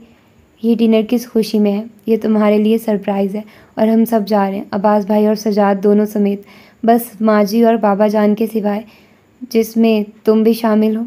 इसलिए शानदार तरीके से रेडी होना है। मगरिब तक सबको रेडी रहने का अल्टीमेटम मिल चुका है। आयशा ने हंसते हुए बताया तो वो उलझी।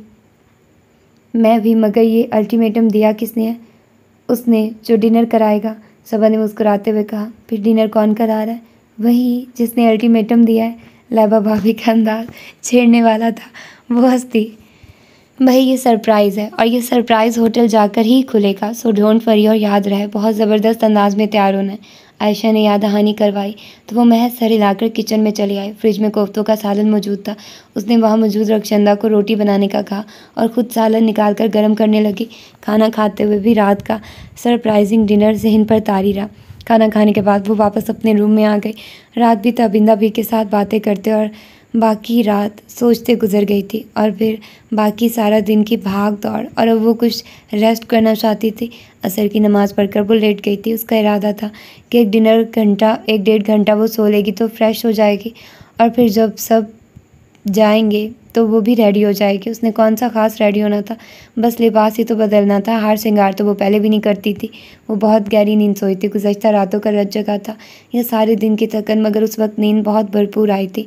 आंखें ज़ोर ज़ोर से दरवाज़ा पीटे जाने की आवाज़ पर खुली थी। उफ़, इस वक्त कौन आ गया? कमरे में हर तरफ गहरा अंधेरा था। दरवाज़ा लॉक करके सोई थी। उसके जहन में यही था कि गहरी रात है और इस वक्त पता नहीं कौन आ गया है। उसने अपने सरहाने पड़ा मोबाइल उठाकर देखा तो चौंकी। शाम का वक्त था, मगरिब की नमाज का वक्त गुजर रहा था। हड़बड़ा कर उठी थी, मोबाइल एक तरफ फेंक कर बगैर अपने हुलिये की तरफ ध्यान दिए। मुसलसल बजते दरवाजे के पास आकर दरवाज़ा खोल दिया था। उफ़, क्या मुसीबत है! दरवाज़ा तोड़ने का इरादा है क्या? वो अपनी रूह में बोली थी, मगर सामने मुस्तफ़ा शाहज़ेब अली को देखकर सटपटाई थी। मैडम, जिस तरह आप सब के रूम के दरवाजे पर आकर तबाह आजमाई कर चुके हैं, ऐसे आलम में बस दरवाज़ा तोड़ देने की कसर बाकी रह गई थी। मुस्तफ़ा ने कहते एक निगाह शहवार पर डाली तो निगाह ठहर कर रह गई। नींद से भरी आंखें, सोए जागे आवाज़। उसकी आंखें बड़ी दिलनशीन और कातिल सी लग रही थी। मुस्तफ़ा को पाकर वो खुद भी सटपटाकर फ़ौरन पलटी थी। पहले उसने सरहाने पड़ा, दुपट्टा उठाकर कंधों पर फैलाया और फिर बालों को हाथों से दुरुस्त करती पलटी। अगर रात तुम साफ लफ्ज़ों में माँ जी और बाबा के साथ आने का बता देती तो क्या फ़र्क पड़ जाता तुम्हें? वो मज़ीद कह रहा था। शहवार ने बस एक निगाह उस पर डाली और फिर मगरिब का वक्त तंग पड़ते देखकर उसे खुद जवाब देने के बजाय वॉशरूम में जा घुसी। वज़ू करके वापस रूम में आई तो मुस्तफ़ा जा चुका था। उसने आराम से मगरिब की नमाज़ अदा की। अभी दुआ मांग रही थी कि आयशा और सबा निकसिक से तैयार उसके कमरे में चली आई। कितनी गलत बात है शहवार कि तुम्हें कहा भी था कि मगरिब तक रेडी रहना, फिर भी तुम लेट हो गई। आयशा ने आते घूरा तो वो दुआ ख़त्म करते मुंह पर हाथ फेर कर खड़ी हो गई। जाना कहाँ है और ये सब डिनर वगैरह किस ख़ास हस्ती की तरफ से है और किस खुशी के एजाज़ में हो रहा है? भाई ये तो ख़ास सरप्राइज़ है और पहले सरप्राइज़ बयान कर देने के बाद वादा खिलाफ़ी होगी, जो हम सेकंड पार्टी से फ़ाइनल कर चुके हैं।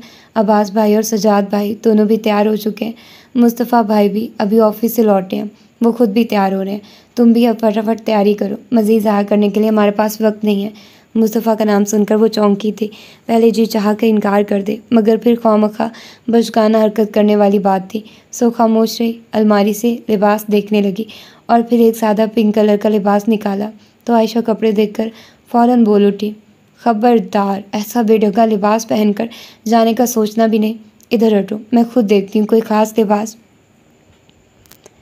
आयशा उसके हाथ से लिबास लेकर वापस अलमारी में लटकाते अब खुद लिबास देख रही थी।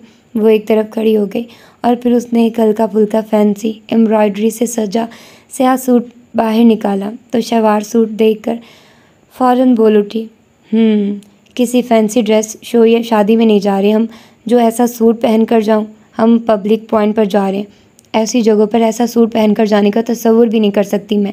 उसने फ़ौरन नफ़ी में सर हिलाया तो आयशा ने घूरा, अभी तुम पर इतना बुढ़ापा तारी नहीं हुआ जितनी तुम एज्ड बनने की कोशिश करती हो। अपनी एज के मुताबिक हरकतें करना भी फॉर्मेलिटी होती है और जो ऐसा नहीं करता तो वो सो कॉल्ड रेबल होता है या फिर यहाँ से खिसका हुआ होता है। आयशा ने अपनी कनपट्टी पर शहादत की उंगली रखकर घुमाते हुए इशारा किया तो वो चुप हो गई। उन लोगों से बहस करना उसके बस की बात न थी, सो उसने हार मान ली। कपड़े प्रेस ही थे, उसने बगैर एक लफ्ज़ भी कहे आयशा से लेकर बाथरूम का रुख किया था। चेंज करके लौटी तो सबा उसके बाल संवारने लगी, जबकि आयशा उसके ना करने के बावजूद भी उसके फ्रेश चमकते चेहरे पर अपनी मर्ज़ी के मुताबिक कुछ लेपा तोपी करने में कामयाब हो गई थी। उसने ज़बरदस्ती पर शहवार के चेहरे पर वाज़ेह नाराज़गी थी, मगर दोनों बहनों को परवाह ही ना थी। इधर देखो बददिमाग लड़की, एक ज़रा से चेंज से कितनी प्यारी लगने लगी हो। सादगी अच्छी बात है, मगर कभी कभार चेंज अपने दिल को भी अच्छा लगता है। और जब अल्लाह ने इतनी प्यारी सूरत पे हसीन बाल दिए हों तो बनने संवरने में कोई हर्ज नहीं। उसके नाराज़गी से भरपूर चेहरे को आईने के सामने करते आयशा ने कहा तो उसने महज एक पल को खुद को आईने में देखा। वो बहुत कम मेकअप यूज़ करती थी, शायद फंक्शंस वगैरह में ही, और अब एक डिनर के लिए इस कदर एहतमाम से तैयार होना उसे बड़ा अजीब सा लगा। आयशा ने उसके ज्वेलरी बॉक्स में से सूट के हमरंग अवेज़े निकालकर उसके कानों में सजा दिए थे और गले में गोल्ड का एक छोटा सा नफीस सा लॉकेट था जो तबिंदा भी का था, मगर अब बरसों से शहवार के गले की जीनत बना रहता था। बकौल तबिंदा भी के ये लॉकेट उनके वालिदैन की निशानी था और ये गिफ्ट अब शहवार के गले का हिस्सा था।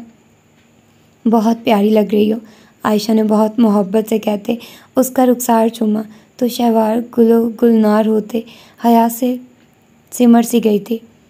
वो दोनों भी अच्छी खासी एहतमाम से तैयार हुई थी, मगर शहवार को अपनी तैयारी पर कुछ अजीब सा लग रहा था।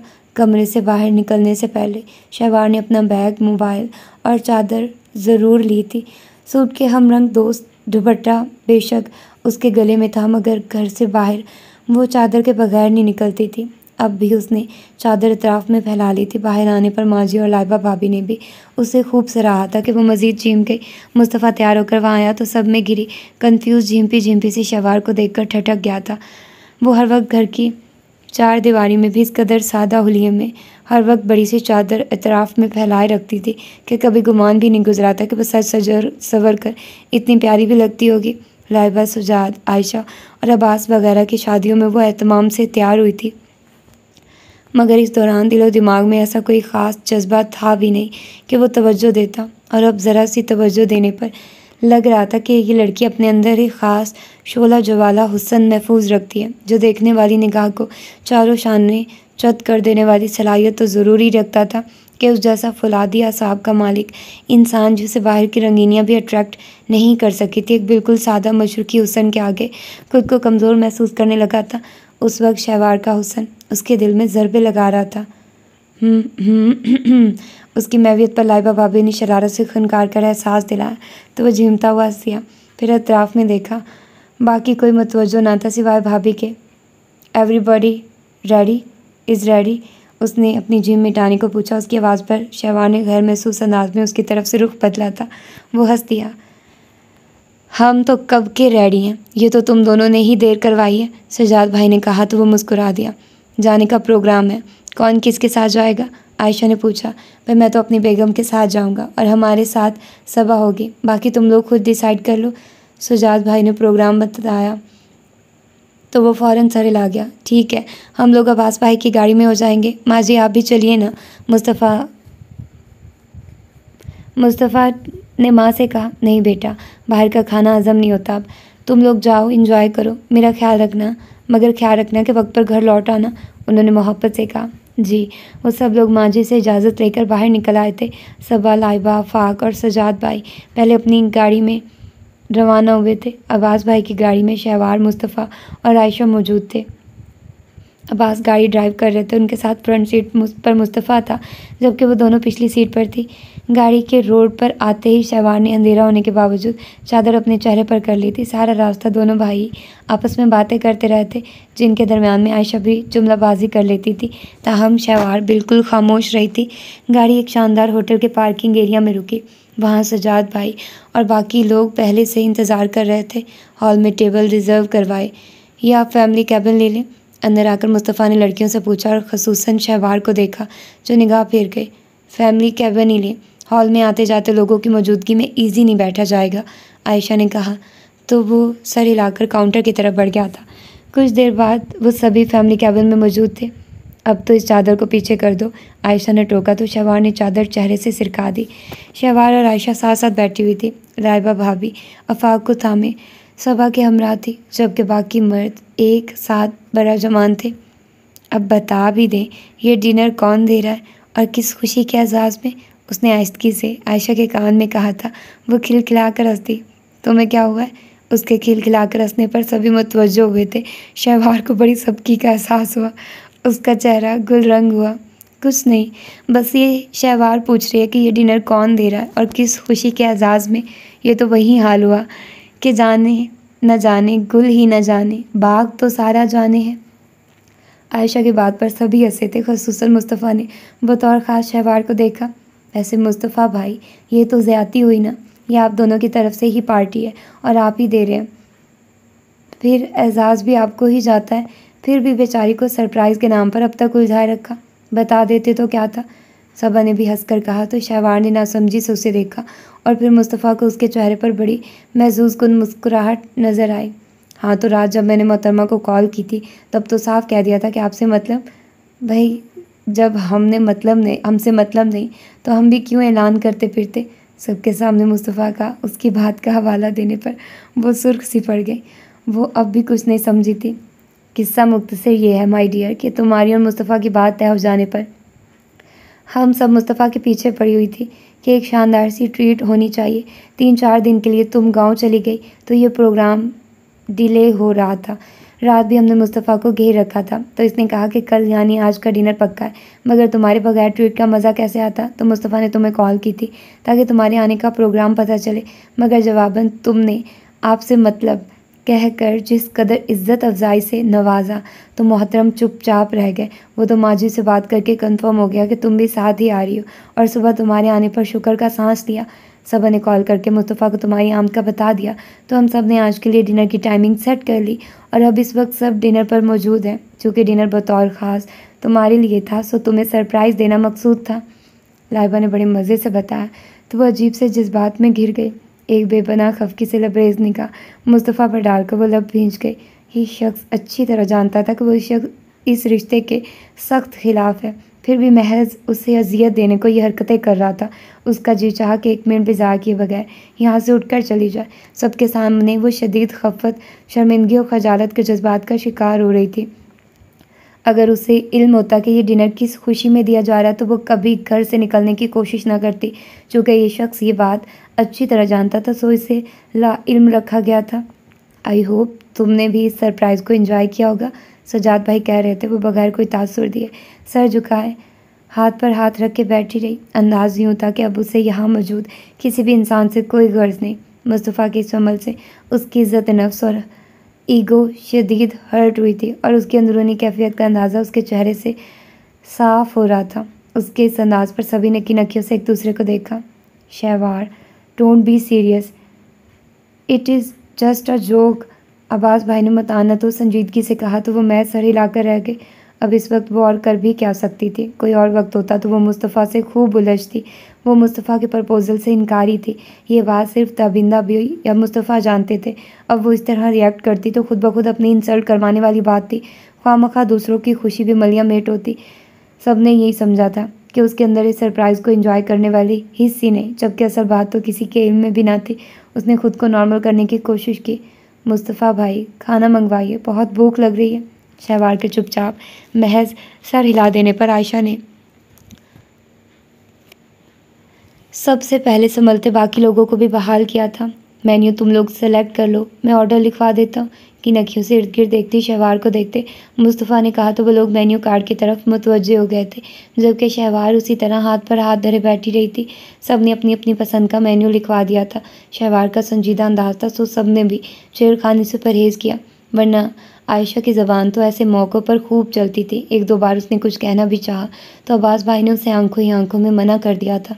खाना सर्व हुआ तो बाकी खाने लगे तो सभी खाने लगे। शहवार का मूड अंदरूनी तौर पर इस कदर ऑफ हो चुका था कि बस हद नहीं, मगर दूसरों के सवालों से बचने के लिए उसने भी अपनी प्लेट फुल कर ली थी, मगर सलाद के चंद टुकड़ों के अलावा एक भी हलक से नहीं उतारा गया था। वो यूं ही प्लेट में चम्मच हिलाती रही। ताइबा को आफाक मुसलसल तंग कर रहा था। ना भाभी खुद खा रही थी और ना उसे खिला पा रही थी। आफाक को मुझे दे दें, मैं खिला देती हूँ। अब वो खुद तो कुछ खा नहीं रही थी, बेकार में बैठने का फ़ायदा। सभी ने देखा उसकी प्लेट में मौजूद चावल जूं के तू थे। तुम खुद तो कुछ खा लो, आयशा ने टोका। वो सर झटक गई। खा लूँगी, लाइए इसे मुझे दे, आराम से आप खा लें। खुद ही उठकर उनके पास आकर लाइबा की गोद में आफाक को ले लिया था। आफाक को अपनी गोद में बिठाकर वो अपनी प्लेट में मौजूद चावल उसे खिलाने लगी। मुस्तफ़ा महज देख कर रह गया। स्वीट डिश में केक था। चावल खिलाकर वो आफाक को थोड़ा सा केक लेकर खिला रही थी जब आफाक ने हाथ मारकर प्लेट उसके हाथ से गिरा दी। प्लेट उसकी गोद में गिरी थी। उफ, केक की सारी क्रीम उसके केक कमीज़ के दामन को सफ़ेद करती चली गई थी। केक पर लगे चॉकलेट ने रंग जमाया था।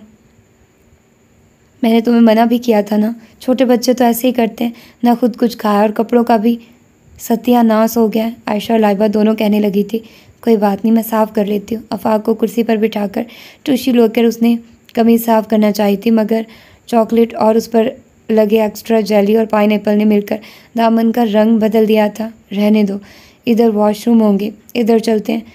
टिश्यू के साथ जितना साफ़ करने की कोशिश करेंगे उतना ही कलर लगेगा और क्रीम की चिकनाई अलहदा होगी। मर्द हजरात तो खामोश ही थे। भाभी ने उठते हुए कहा तो वो सर हिलाती बैग लेकर उनके साथ चल दी। भाभी ने आफाक को भी हमरा ले लिया था। आप लोग खाना खाइए, हम अभी आते हैं, भाभी ने कहा तो सबने सर हिला दिया। कैबिन से निकलकर बाहर आए तो वो भाभी ने वॉशरूम का पूछा। उसने यूं ही हाल में निगाह डाली तो चौंक गई।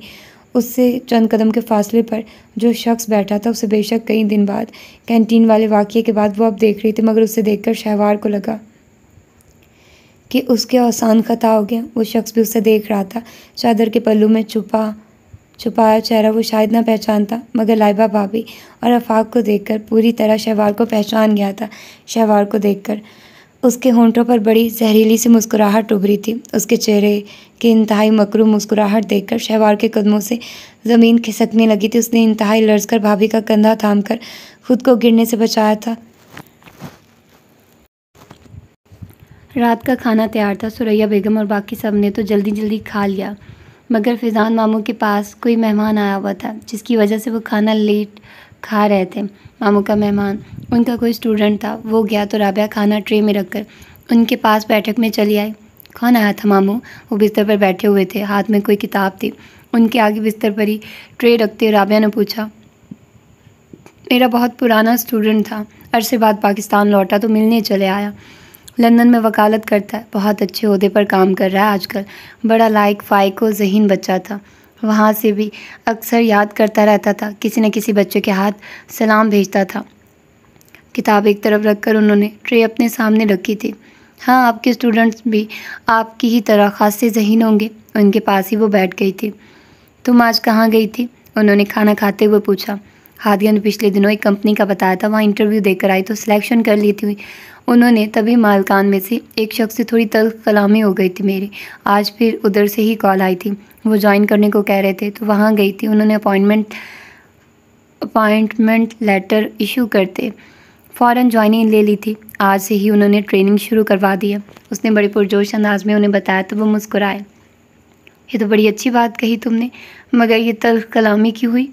बस बॉस के बेटे थे, बड़ा ही खड़ूस शख्स था। मेरे ना तजुर्बाकार होने पर ऑब्जेक्शन कर रहा था, जबकि बाप को कोई फ़र्क नहीं पड़ता। उस दिन मुझे भी गुस्सा आ गया तो मैं अपनी फ़ाइल वापस लेकर आ गई। उसने लाउबालीपन से अपनी कारगुजारी बताई। ये तो कोई अच्छी बात नहीं हुई बेटा। उन्होंने तासुब से भांजी को देखा। जब हम घर से रिज़्क़ की तलाश में निकलते हैं तो अपना मिजाज घर छोड़ कर जाना पड़ता है। कई जगहों पर तुम्हारे इसी मिजाज की वजह से बात नहीं बन सकी और इंसान को हर हाल में सूरत हाल देखकर मिजाज अपनाना पड़ता है। हर वक्त गुस्सा खाने से काम नहीं चलता। उन्होंने रसानियत से समझाया तो वो मुस्कुरा दी। मैं जानबूझकर कब गुस्सा करती हूँ? वो तो बिल्कुल अचानक एक दम आ जाता है। उसके अंदाज पर वो हंसती है। तुम्हारी माँ कहती है कि तुम्हें मैंने और सुहेल ने बिगाड़ा है। अम्मी भी ख्वामखा कहती रहती है, बस गुस्सा आ जाता है। और तो कहीं से भी मैं बिगड़ी बच्ची नहीं हूँ, उसने शरारत से कहा। किस फॉर्म में जॉब मिली है तुम्हें? अच्छी खासी मशहूर कंपनी है, शायद आपने नाम भी सुना, अली इंटरप्राइजेज़। खाना खाते कुछ पल को रुककर उन्होंने भांजी को देखा। उनका अंदाज ठटका हुआ था। ये तो बहुत अच्छी कंपनी है, तुम्हें यहाँ जॉब कैसे मिल गई? उनके ठटकने की वजह शायद ये हैरानगी थी। वो हंसती। आपकी ये भांजी आपकी ज़हीन स्टूडेंट भी है। मेरा एकेडमिक रिकॉर्ड ही मुझे यहाँ जॉब दिलवाने के लिए काफ़ी था। उसने अपने फ़र्ज़ी कॉलर खड़े किए। पता है मामू, वहाँ के बॉस शाहजेब साहब तो मुझसे खासे इम्प्रेस हो चुके थे। फिर मेरा प्रैक्टिकल वर्क देखकर तो फ़ौरन ओके कर दिया, मगर उनका वो गुस्सैला बेटा मुझे ज़रा पसंद नहीं आया। हादिया बता रही थी कि अब्बास साहब की पसंद की शादी हुई थी, मगर उनकी बेगम उनके साथ रहना नहीं चाहती, बल्कि अलहदा घर की डिमांड की है।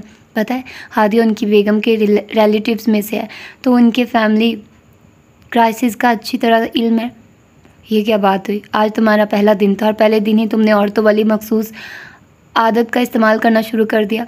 ये तो बड़ी बुरी बात है। मालकान की ज़ाती ज़िंदगी में इंटरफेयर करने या डिस्कस करने का मुलाजमीन को कतई कोई हक हासिल नहीं। उन्होंने फ़ौरन नापसंदीदगी का इजहार किया था। तो मैं कौन सा इंटरफेयर कर रही हूँ? वो तो हादिया ने बताया तो मैंने सुन लिया। उसने बेपरवाही से कंधे उचकाए। बाज़ आते तर्क करने से ही तर्क की जाती हैं। कोशिश करना कि आइंदा ऐसी हरकत ना हो। उन्होंने तनबीह की तो उसने फ़ौरन सर हिलाया। ये जो शाहजेब साहब हैं, उनके भाई वगैरह भी इसी बिज़नेस में है ना? उन्होंने मज़ीद पूछा। मुझे ज़्यादा डिटेल में नहीं पता, हो सकता है हूँ। बहरहाल उनके बेटे उनके साथ बराबर के शेयर्स होल्डर्स हैं। ये अच्छी खासी स्ट्रॉन्ग फैमिली है। हादिया बताती है कि पहले शाहजेब साहब पुलिस डिपार्टमेंट में थे, अब चंद सालों से वो इस बिज़नेस में आए। उन्होंने बड़ी यंग एज में ही DIG के ओहदे से रिटायरमेंट लेकर ये बिज़नेस शुरू कर लिया था। बहुत जल्द तरक्की की है उन लोगों ने। अब उनकी कंपनी का एक नाम है। उन्होंने हनकारा भरा। वो खाना ख़त्म कर चुके थे। उन्होंने नैपकिन से हाथ साफ करते ट्रे साइड पर की। बहरहाल ये अच्छी कंपनी है, तुम्हें यहाँ काम करके बहुत अच्छा एक्सपीरियंस हासिल होगा। उन्होंने भांजी की हौसला अफजाई की। चाय पियेंगे? खाली ट्रे उठाते हुए राबिया ने पूछा। ले आओ। उन्होंने दोबारा किताब उठाते कहा तो वो सर हिलाती बाहर निकल गई थी और उसके जाने के बाद उन्होंने बड़े संजीदा अंदाज में किताब की तरफ देखा, मगर ज़हनो दिल में अब एक तूफ़ान मचल रहा था। उन्होंने बड़ी अजियत से आंखें मीच ली थी। आह! उनके लबों से एक आह खारिज हुई तो कहीं ज़हरे ज़हन की स्क्रीन पर वाज़े होते और बिगड़ते चले गए थे। अयाज़ अब्दुल कयूम की मकरूह हंसी देखते उसका पूरा वजूद हिल गया था। उसने फ़ौरन भाभी का कंधा थामा था। क्या हुआ? वो सूरत हाल से बेखबर थी। उसके यूं थामने पर हैरत से पूछा। कुछ नहीं, यहाँ से जल्दी चले। उसके साथ कोई दूसरा लड़का भी था। वो उससे कुछ कहते जल्दी से उठा था। इससे पहले कि वो उन तक आता वो यहाँ से भाग जाना चाहती थी। हाँ चलो। उन्होंने अयाज़ को नहीं देखा था। वो उनकी तरफ बढ़ रहा था, जबकि वो भाभी का बाजू थामे तेज़ी से उस तरफ बढ़ी थी जहाँ वेटर ने वाशरूम होने की निशानदेही की थी।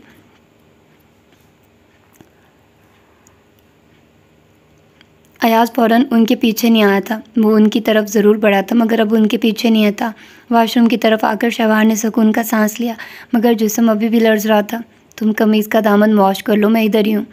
वॉशरूम वाला हिस्सा खाली था। ये जनाना वॉशरूम था और उधर कोई भी नहीं था। वो सर हिलाती लर्ज़ते हाथों से अपना बैग खोलने लगी थी। हैंड वॉश निकालते उसका मोबाइल गिर गया था जिसे भाभी ने झुककर थाम लिया था। ये बैग मुझे थमाओ, तुम दामन धो लो।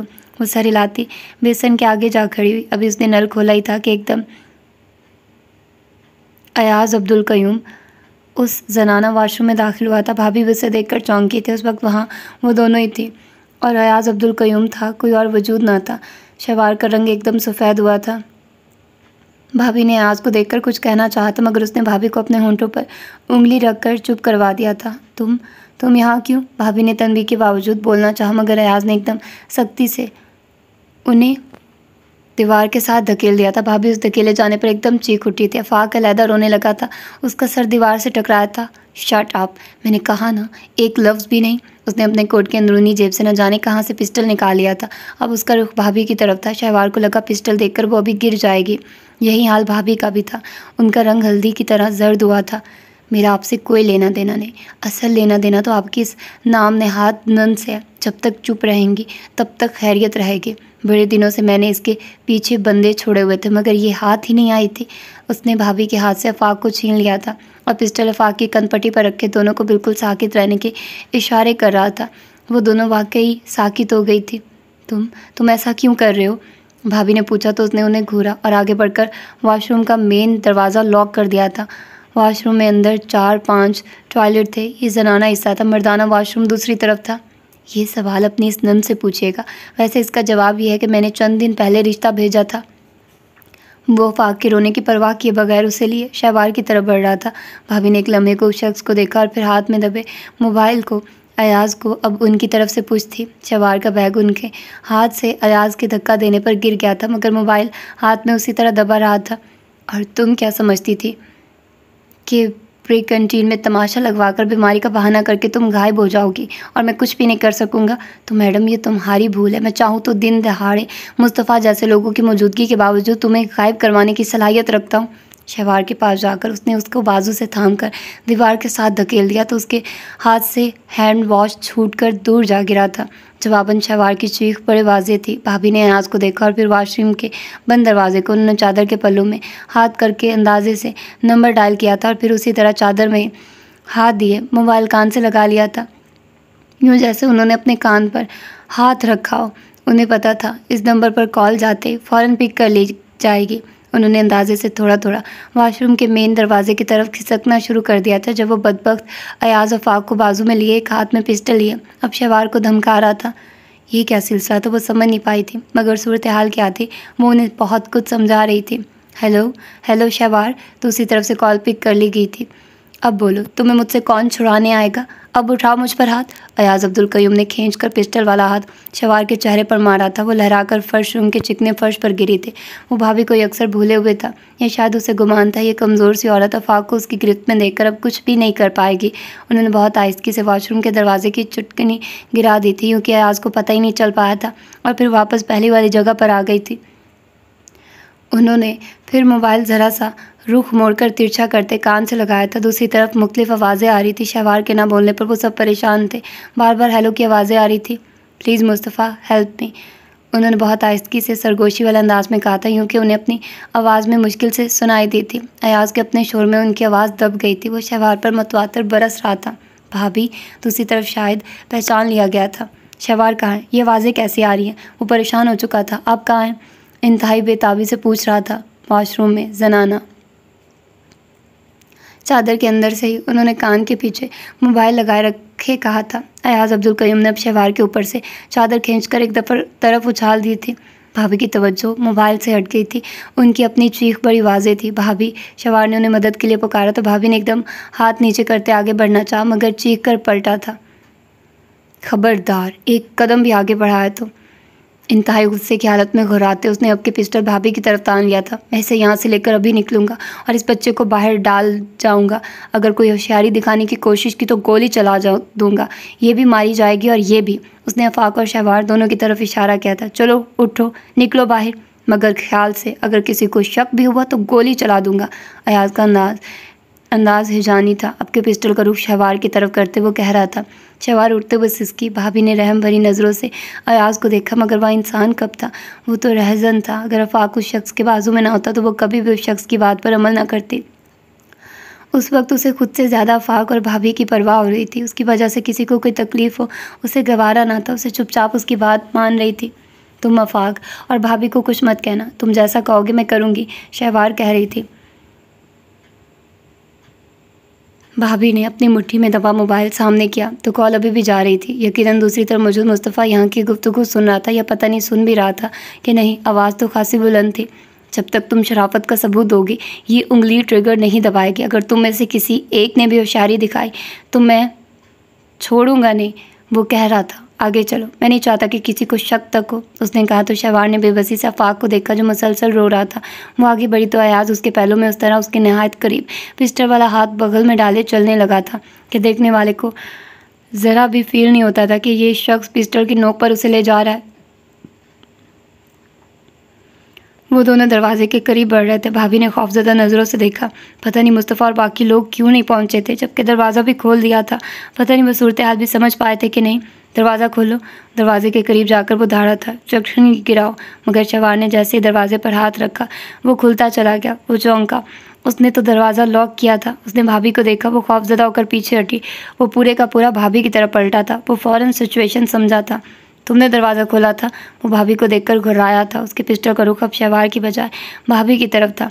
तभी दरवाजे से अब्बास भाई, सजाद और मुस्तफ़ा ने तेज़ी से एक ही जस्त में शहवार को बाहर धकेलते अयाज को दबोच लिया था। ये हमला इस कदर अचानक था कि वो संभल भी ना पाया था। आफाक उसके बाजू से फिसल कर चिकने फर्श पर गिरा था। उसकी उंगली ने ट्रिगर पर दबाव डाला तो कहीं शोले फिज़ा में बुलंद हुए थे।